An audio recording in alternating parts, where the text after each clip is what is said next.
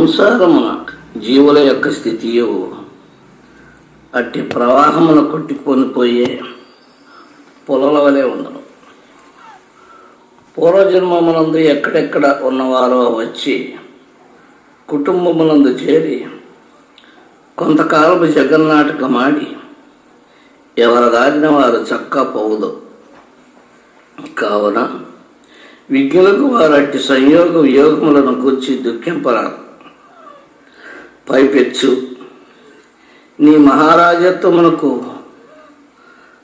ఏ కాలమందునో భంగము కలుగల. నీ రాజపరంపర తెగకుండానే వచ్చుచున్నది. అట్టిచో నా సన్యాసి పరంపర ఎలా తెగవలెను?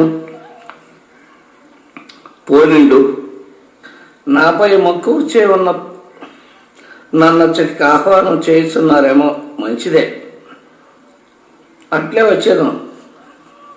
కానీ తండ్రి, నాకు మరణము ఎన్నడనూ కలుగకుండా చేయగలవా?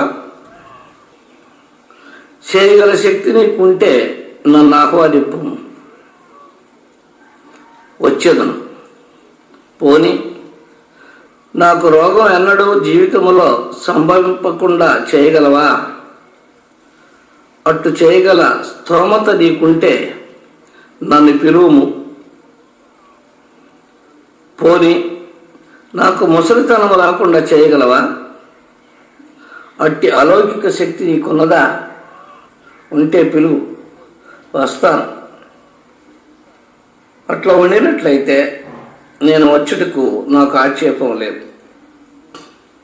పోనీ నాకు విపత్తులు ఏ కాలమందు సంభవించకుండా ఎల్లప్పుడూ సదా సర్వకాలములందును సంపదలందే నేను మునిగి ఉండేలాగున చేయగలవా? ఆ ధీమా నీకున్నదా? ఈ నా ప్రశ్నలకు ముందుగా జవాబు చెప్పు. తదుపరి నా రాక విషయమై ఆలోచిస్తాను అన్నాడు. ఈ వాక్యములను బుద్ధదేవుడు వార్తాహరుని ద్వారా తన తండ్రి యొక్క శుద్ధోదనునకు తెలిపాడు. తనయుని విజ్ఞాన భరితములకు అమృత వాక్కులను విని శుద్ధోదనుడు నిరత్తరుడై తన ఆలోచనను విరమించుకున్నాడు. కావున విజ్ఞుడకు వాడు తన జీవితకాలముననే మరణమునకు వచ్చి యోచించి మరణరహితంగా అమృత పదవికి వెదకొనవలెను. భీష్ముడు, ద్రోణుడు మున్నగవారు జీవించి ఉండగానే శ్రీకృష్ణ పరమాత్మ అమాంతముగా భవిష్కాలములోనికి దూకి వారి మృతదేహములను విశ్వరూపమున అర్జునునికి చూపాడు కదా. శ్రీ కృష్ణమూర్తి వలనే ఈ ప్రకారముగా వర్తమానమున భావికాల చిత్రమును చూడగల లేక కనీసము ఊహించగల మానవులు ఎవరైనా ఉన్నారా? ఉన్నచో వారు ధన్యులే. మోక్షం యొక్క కీలకము వారికి లభించినదే ఎగుతుంది. ఓ జనులారా, ఓ భగవంతుని బిడ్డలారా, ఓ ఆత్మస్వరూపులారా, ప్రకాశవంతమై దేదీప్యమానమై అజ్ఞాన రూప తమస్సులకు ఆవల ఉన్నటువంటి మహాపురుషుని, మహాశక్తిని, మహా తేజస్సును మేము ప్రత్యక్షముగా చూడగలిగితిమి, తెలుసుకొనగలిగితిమి. మీరును చూడవచ్చును, మీరును తెలుసుకొనవచ్చును. ఈ ప్రకారముగా లోకమున చాటిన వారే ఋషులు. వారు భగవంతుని ఎచ్చట కనుగొనగలిగిరి, బయటన కాదు. లోన తమ శరీరములోనే, మట్టితో చేయబడిన శరీరములోనే ఆత్మస్వరూప మాణిక్యమును కనుగొన్నారు. వారు తమ అన్వేషణను బయటకు కొనసాగించలేదు, లోపలనే సాగించినారు. పంచకోశములను బాగా వెతికి గాలించి ఆత్మదేవుని పట్టుకున్నారు. మట్టితో, నీళ్లతో, నిప్పుతో, గాలితో ఆకాశముతో నిర్మింపబడిన ఈ శరీరము పంచభూతాత్మకమైన ఈ జడ స్వరూపము తనలో ఒక గొప్ప మాణిక్యమును దాచుకొని ఉన్నది. దేహపీఠికను వివేకము చేత తెరచి చూచినప్పుడు ఆత్మరూప మాణిక్యము ప్రత్యక్ష దైవము దుర్గోచరము కాగలదు. కానీ జనులు ఈ రహస్యం తెలుసుకొన జాలక దేవుని కొరకై ఎక్కడెక్కడో వెతుకుతున్నారు, నలుమూలలా గాలించుతున్నారు. మనుషులకు తక్కిన వస్తువులన్నిటికంటే అతి సమీపముగా ఒక వస్తువు కలదు, అది దేవుడు. ఓ జనులారా, మీ శరీరములోనే స్వయం జ్యోతియు సర్వసాక్షియు అయిన పరమాత్మ స్వరూపాన్ని తెలుసుకోవలను. అది మీలోనే వెలయిచున్నది. పాపము నశించిన వారు మాత్రమే దానిని చూడగలరు, తక్కిన వారు చూడలేరు అని ఉపనిషత్తులు ఘోషిస్తున్నాయి. ఏ ఒకనొక ధీరుడో దృష్టిని లోపలికి మరల్చి బయటకు పోనీక ఆత్మను సందర్శించుతున్నాడని కఠోపనిషత్తు పలుకుతున్నది. కావున శరీరము లోపల వెతకుట కంటే ఆత్మను పొందుటకు దివ్యమైన సాధనము హృదయమును గాలించుటయే. హృదయేశ్వరుని బయటకు చక్కని మార్గము పెట్టెను తెరచుడియే. పెట్టెలోని వస్తువును పొందుటకు ఉపాయము అది మినహా మరి ఏ ఇతర ఉపాయముల చేతులు ఆ వస్తువును పొందబడదు. జడమైన శరీరమునందు చైతన్యవంతముగా ఆత్మ కాపురముంటూ ఉన్నదని నిరూపించుటకు కొన్ని ప్రబల సాక్ష్యములు ఈ క్రింద వసంగబడుచున్నాయి. 1, తన శరీరమున స్వయం జ్యోతి అయి సర్వసాక్షి అయి వెలుగొందుచున్న పరమాత్మను పాపాది దోషములు నశించిన పుణ్యాత్మలే చూడగలరు, కానీ మాయచే కప్పబడిన అజ్ఞానులు కాదు. అశాశ్వతమైన శరీరములను ఉన్నది రూపరహితమైనది, మాత్రమైనది, సర్వవ్యాపకమైనది అయిన ఆత్మను తెలుసుకునే ధీరుడు శోకింపడు. ప్రాణికోట్ల శరీరములను ముత్యములందు దారబవలే వ్యాపించి ఉన్న చిన్మాత్ర స్వరూపముగా ఆత్మను దర్శింపవలేను. ఓ అర్జున, సమస్త జీవుల యొక్క దేహములందు వెలుగొందుచున్న దేహీయగు ఆత్మ నిత్యమైనది, అది చంపబడదు. ఓ అర్జున, శరీరమందున్నప్పటికీ ఆత్మ దేనిని చేయటలేదు, దేని చేతను అంటబడుటలేదు. అర్జున, అన్ని ఉపాధులందరూ ఆ ఉపాధులను తెలుసుకొని సాక్షి అయిన ఆత్మను నేను, సకల శరీరములందరూ వెలయించున్న ఆత్మ దేని చేతను అంటబడక ఉన్నది. 9 ద్వారములు గల పట్టణమగు ఈ శరీరమందు దేహియగు ఆత్మ ఏమీ చేయింపగా తటస్థముగా ఉన్నది.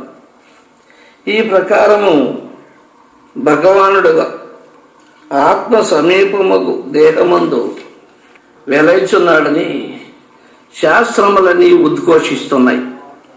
ముముక్షోగువాడు అట్టి సమీప వస్తువునకై ఎలా అన్వేషించరాదు? దేనిని పొందినచో ఇక పొందదగిన వస్తు విద్యయు మిగిలి ఉండదో, దేనిని తెలుసుకున్నట్లయితే ఇక తెలుసుకొనవలసిన వస్తువేదీ శేషించి ఉండదో, అట్టి ఆత్మవస్తువు ఈ శరీరమందే దాగి ఉన్నదని స్పష్టమవుతుంది. కావున దానిని పడయుటకై సాధకుడు సర్వ విధముల యత్నములు చేయవలసి ఉన్నాడు.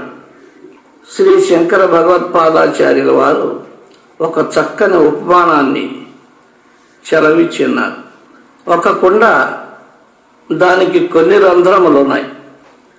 రాత్రిపూట ఆ కుండలో ఒక దీపము వెలిగించబడింది. అప్పుడు ఆ దీపపు కాంతి ఘటన యొక్క రంధ్రముల ద్వారా బయటకు స్ఫుటముగా గోచరించుచున్నది. అట్లే ఈ శరీరం యొక్క ఘటము ఇంద్రియములు రంధ్రముల వంటి. ఈ శరీరమున ఆత్మీయ జ్యోతి ఒకటి ఉన్నది. ఆ జ్యోతి యొక్క శక్తి ఇంద్రియముల ద్వారా ద్యోతకమగుచున్నది. కన్ను చూచుచున్నది. ఏ శక్తి చేత? లోన ప్రజ్ఞ కలదు. ఆ ప్రజ్ఞయే ఆత్మ, ఆ ప్రజ్ఞయే బ్రహ్మము. ప్రజ్ఞానం బ్రహ్మ అని ఉపనిషత్తులు ఉద్ఘోషించుతున్నవి కదా. ఆ ప్రజ్ఞ చేతనే ఇంద్రియములు వాని వ్యాపారములను కొనసాగించుతున్నవి. ఏ తెలివి చేత కన్ను చూచుతున్నదో, చెవులు వినుచున్నవో, ముక్కు వాసన చూచుచున్నదో అదే ప్రజ్ఞాన స్వరూపము ఆత్మ.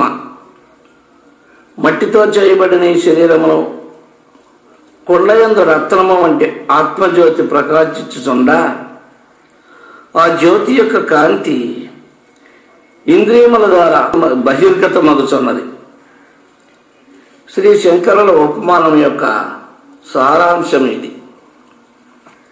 ఏ ప్రజ్ఞాన రూపముగా పరమాత్మ దీపము యొక్క ప్రకాశముచే ఇంద్రియములన్నీ వాని కార్యములు చేయగలుగుచున్నవో, వాని శక్తులను ఉజ్జీవింపజేయుచున్నవో, ఆ ప్రకాశం యొక్క ప్రకాశం చేతనే ఈ జగత్తంతయు ప్రకాశించుతున్నది. ఆ జ్ఞానభాస్కరుని ఉనికి చేతనే ఈ జగత్తంతయు ప్రకాశించుతున్నది. ఆ జ్ఞానభాస్కరుని ఉనికి చేతనే ఈ భాస్కరుడు లోకమునందు తన తేజపుంజములను ప్రసరింపజేయుచున్నాడు. తస్యభాష సర్వమిదం విభాతి. దేనిని బట్టి దేవదేవుడు అతి సమీపమునని వెలయిచున్నాడని స్పష్టమగుతున్నది. శరీరమంది ఆత్మరూపమును ప్రకాశించున్నాడని విదితమగుచున్నది. ఇక చింత ఎలా? దుఃఖమెందులకు? ఆనందమే జీవుని వాస్తవ స్వరూపమై ఉంటే ఇక దుఃఖమునకు తావెచ్చట ఉన్నది. అజ్ఞానమే దుఃఖమునకు హేతువు. తన యథార్థ రూపం యొక్క పరిజ్ఞానములేమియే జీవుని ఏడుపునకు కారణం. మహాత్ముల యొక్క అనుభవపూర్వకమైన బోధల చేతను, శాస్త్ర ప్రమాణముల వలనను ఇక జీవుడు బహుజన్మముల నుండి అజ్ఞానవశమున కొనసాగించుచున్న పరితాపమును, చింతను పారద్రోలి ఘటమందు దీపము వలె, మట్టిలో మాణిక్యము వలె తనలో సాక్షాత్ పరమాత్మ వచించుచున్నాడని స్పష్టముగా ఎరింగి ధ్యాననిష్ట ద్వారా ఆ పరమాత్మయే తన వాస్తవ రూపమును అనుభూతిని బడసి జీవితమును ధన్యమనర్చుకొనవలెను. ఈ ప్రకారముగా ఆత్మ సాక్షాత్కారము చేత కర్మబంధమును తొలగించుకొని కర్మరాహిత్యము ద్వారా జన్మరాహిత్యమును పొందవలెను. ఇదియే జీవిత లక్ష్యము, ఇదియే మోక్షము. త్వరగా బయలుదేరు ఓ జీవుడా, మోక్షరూప గమ్యస్థానమునకై త్వరితముగా బయలుదేరుము. ఇప్పటికి ఎన్ని కోట్ల జన్మలు ఎత్తితివో, ఎన్ని యోనిలందు తిరగాడితివో, ఎన్ని గర్భనరకములు అనుభవించితివో లెక్కలేదు. ఇక నేను ఈ దుర్భర సంసార చక్ర పరిభ్రమణమునకు స్వస్తి చెప్పి పరమాత్మను ఈ జన్మయందే సాక్షాత్కరించుకొని అతి దుర్లభమైన ఈ మానవ జీవితమును సార్థకమనర్చుకును. ఏమాత్రము ఆలస్యము చేయవలదు. నీ అమూల్య సమయమును ప్రాపంచిక విషయ భోగ విలాసములందు వ్యర్థము చేయవలదు. గడిచిపోయిన ఒక్క నిమిషము కోట్ల కలదు రూప్యములను వీక్షించినా తిరిగి రాదు. ప్రమాదము జరిగిన వెనుక పరితాపమునందుట కంటే ప్రమాదము జరగక పూర్వమే జాగ్రత్త పడి దానిని తప్పించుకొనుట విజ్ఞుని లక్షణం. బాల్యము, యవ్వనము అను ఈ రెండు సమయములు సాధన చేయుటకు చాలా అనుకూలమైనవి. వార్ధక్యమునందు ప్రతిబంధములు చాలా మెండుగా ఉంటాయి. కావున శరీరమునందు జవసత్వములు ఉన్నప్పుడే ఆరోగ్యము క్షీణించక మునిపే బాల్య యవ్వనముల కంటే పరమార్థ సాధనలను చక్కగా గావించుకొనుడు త్వరగా బయలుదేరుము అను ప్రయాణ సూత్రం యొక్క భావం ఇది. పూర్వము శంకర భగవత్పాదాచార్యులను, మహాత్మా, ఈ ప్రపంచమున అందరికంటే దరిద్రుడెవడని ఒకరు ప్రశ్నించారు. ఆ మహనీయుడు ఎక్కువ ఆశ కలవాడే దరిద్రుడని చెప్పినాడు. అట్లే ఈ ప్రపంచమున అందరికంటే ధనవంతుడెవడని ప్రశ్నింపగా ఆ పావనమూర్తి పూర్ణ సంతుష్టి కలవాడే మహాధనికుడని పేర్కొన్నాడు. సంతుష్టి లేని వానికి, ఆశలు కలవానికి ధ్యానము సరిగా జరగదు. ధ్యాననిష్టలో కూర్చొని ఉన్నప్పుడు ఏవియో వాంఛలు, విషయ వ్యామోహములు అతన్ని వెన్నంటుతూనే ఉండను. ఆ కోరికలు అనుభవించవలనని అతనికి అభిలాష పొడమచుండను. ఒకవేళ అనుభవించినను అంతటితో ఆగునా అంటే అదేనూ లేదు. కోరికలు ఎంతెంతగా అనుభవింపబడుతున్నవో అంతంత అధికముగా అవి పెరిగిపోవచ్చును. రెండు యవ్వనములు ఏకధాటిగా అనుభవించిన యయాతి తన అనుభవమును గూర్చి తుదకు ఏమి చెప్పినో ఆలకింపుడు. కోరికలు అనుభవించుట చేత అవి తరగనే తరగవు. పైగా నిప్పులో నెయ్యి పోసిన చందమున అవి ద్విగుణీకృతముగా పెరిగిపోవు. కావున జీవితమున ఎక్కడో ఒక చోట మనుజుడు తృప్తి నుండి మనస్సును దిట్టపరుచుకొని, ఓ మనస్సా, జరిగినది చాలును, ఇక మీదట నన్ను వేధించకము అని దానికి హితము చెప్పి దృష్టిని పరమాత్మ వైపునకు మరలించి సంతుష్టాంగరంగుడై శేష జీవితమును ఆనందముగా గడిపివేయవలెను. సంతుష్టియను ద్వారపాలకుని ఇచ్చటనే మంచి చేసుకుని మోక్ష సౌధమున ప్రవేశించి శాశ్వత సుఖమును పడయవలయను. మోక్ష ద్వారమున నలుగురు ద్వారపాలకులు కలని శ్రీ యోగ వాసిష్టమందు వశిష్ఠ గీత యందు వశిష్ఠ మహర్షి పేర్కొన్నారు. వారు క్రమముగా ఎవరు అంటే 1 శమము, 2 తత్వ విచారణ, 3 సంతుష్టి, 4 సజ్జన సాంగత్యము అనువారు. ఈ నలుగురు ద్వారపాలకులలో ముగ్గురును గురించి ఇంత దనుక విచారించాము. ఇక 4వ వాడకు సత్సాంగత్యమును గురించి ఇప్పుడు విచారించను. చీకటిలో పోవానికి దీపము గలవాని సహాయము చాలా అవసరం. అవివేకవశమున ప్రపంచము అంధకార బంధనమయ్యింది. జనులు యుక్తాయుక్తములు తెలుసుకున్నటలే ఏది సత్యమో ఏది అసత్యమో గ్రహించలేని స్థితిలో ఉన్నారు.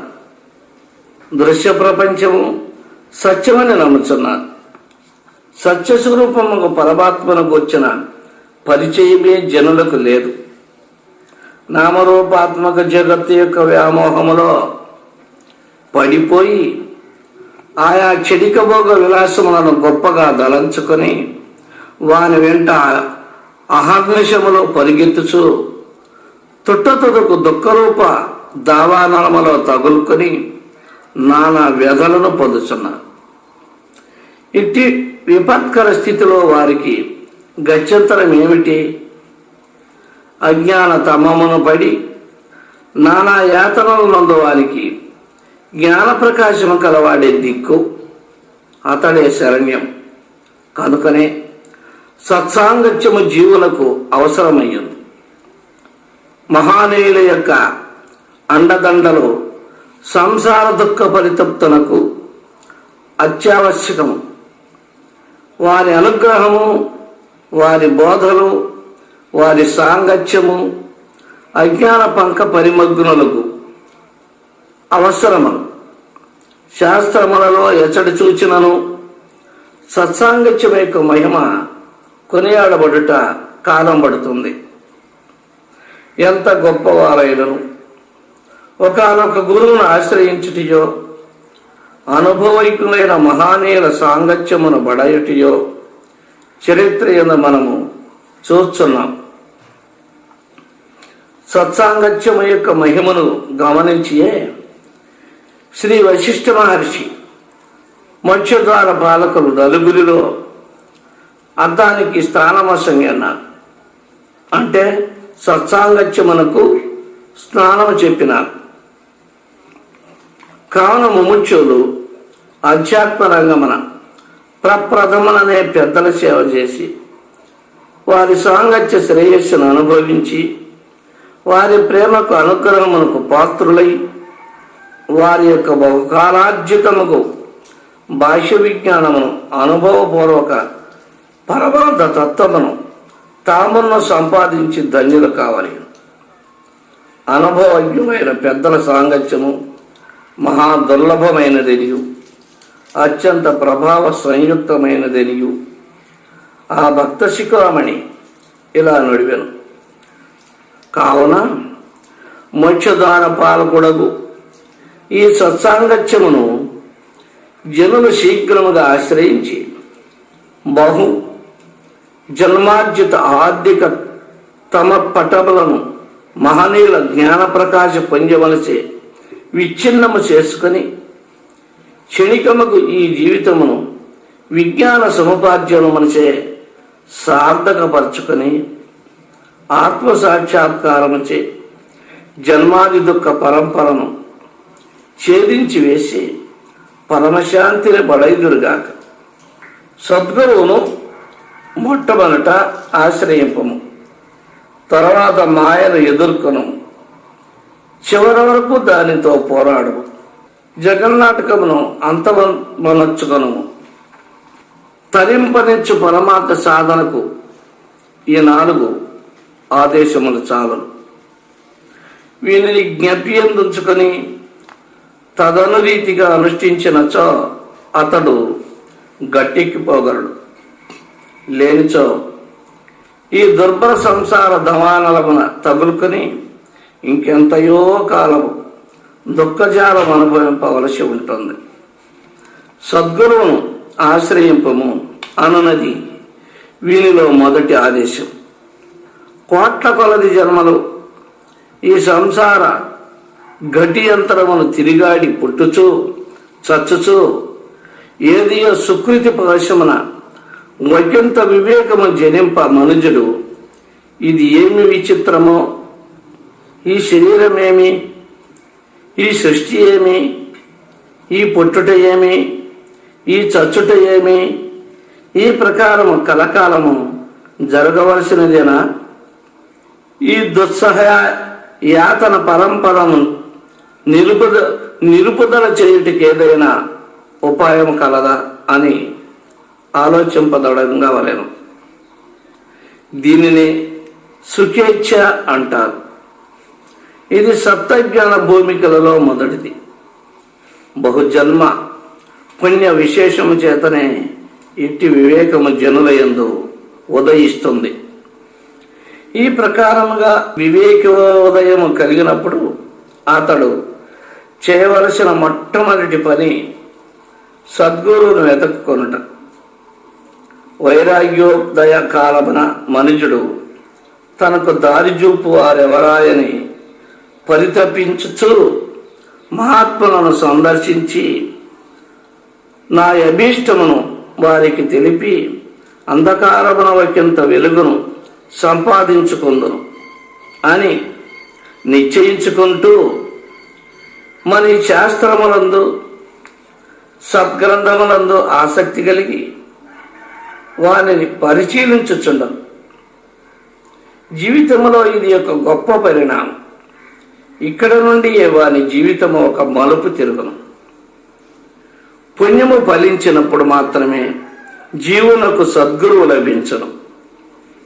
సద్గురువు గాని, సత్శాస్త్రము గాని, సద్బోధ గాని ఎవరికైనా లభించినచో అది బహుజన్మ పుణ్య ఫలమని, భగవత్ కృపా కటాక్ష లబ్ధమని నిశ్చయించుకునవలెను. గురువు లభించిన మీదట వారు కావించు ఆదేశము శిరసా వహించి తదనురీతిగా అనుష్ఠించుటకై ముముక్షువు తీవ్రతర యత్నము కావించవలెను. శ్రద్ధాభక్తులతో పరిపూర్ణ విశ్వాసముతో గురువాక్యమును శాస్త్రవాక్యమును పరిశీలించవలెను.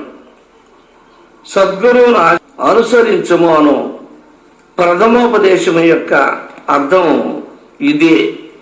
తాను గొప్పవాడని, సమస్తము తనకు తెలియననియు తలంచి శిష్యుడు ఏ కాలమందునో అహంకరించకూడదు. ఒకరి యొద్ద తన తల వంగినప్పుడే ప్రపంచమంతయు తన యొద్ద తల వంచును. ఈ సూత్రమును గంపియందుంచుకొని ముముక్షువు భగవంతుని ఎడల, సద్గురువుల ఎడల, పెద్దల ఎడల వినయ విధేయతలు కలిగి వారి వాక్యములను అకుంఠిత శ్రద్ధతో పరిశీలించుచు జీవితమునందు గొప్ప పరిణామమును సాధించవలెను. మోక్ష ప్రాప్తికి ఏకైక మార్గం. ఈ ప్రకారముగా సద్గురు సమాశ్రయణం మానవుని బంధ విముక్తికి అత్యావశ్యకమై ఉన్నది.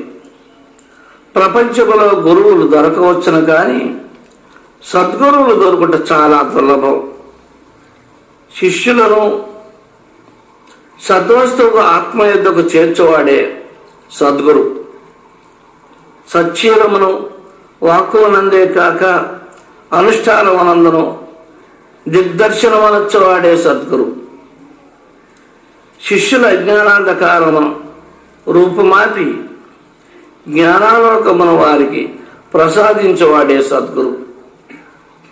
కావున అట్టి యోగ్యత కలుగువారు సహజంగానే జనులలో చాలా అరుదుగా ఉందరు. భగవానుడు ఎన్నుకొనిన ఏ కొలది మంది మహానీయులలో అట్టి సద్గురు పీఠములు అలంకరించే లోకములో విరాజిల్లుచుందరు.